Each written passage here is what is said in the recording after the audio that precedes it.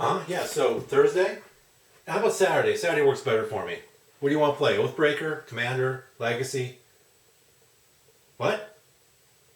Pioneer?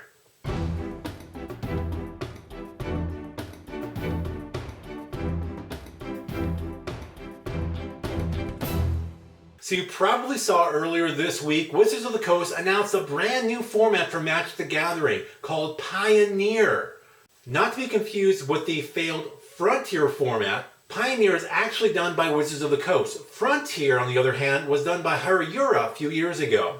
But what is in Pioneer? Well, it begins with the Return to Ravnica block and goes all the way up to present, and that will be true as new standard legal sets come out. As far as core sets are concerned, it begins with Magic 2014 through current and again as new sets come out. But first, here's a little history for you.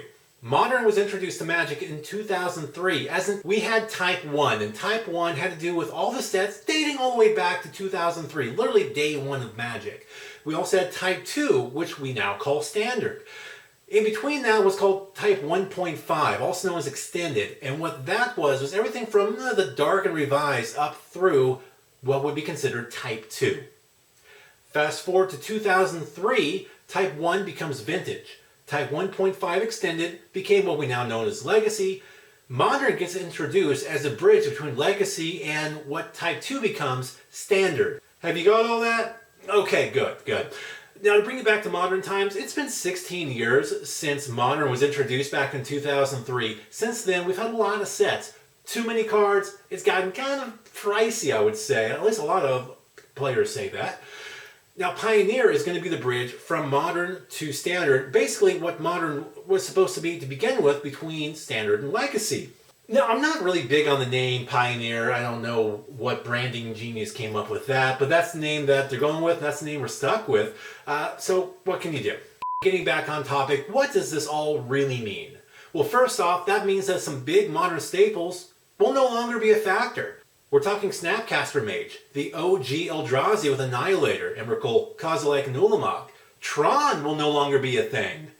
Neobrand, don't have to worry. Lots of top-tier Modern decks, poof, gone. This also means there are no good fetch lands.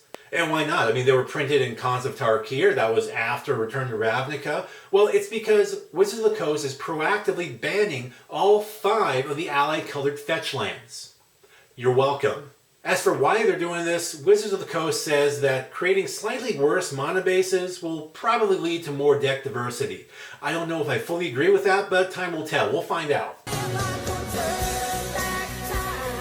Okay, so what now? We are already seeing big demand for could-be Pioneer staples. Kaladesh cards such as Aetherworks Marvel and Saheeli Rai are rising.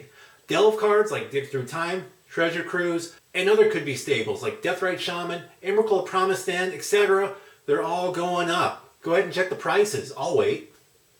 No, I'm not going to wait. I'm doing a video. What am I talking about? I did not see that coming! And what decks might we see? Well, at first, expect to see expanded versions of some once standard staple decks. And we're talking things here like Saheeli Rai Felidar Guardian combo, Aetherworks Marvel combo decks, the Amonkhet era red deck wins and some variations thereof, Delirium and Delve strategies maybe.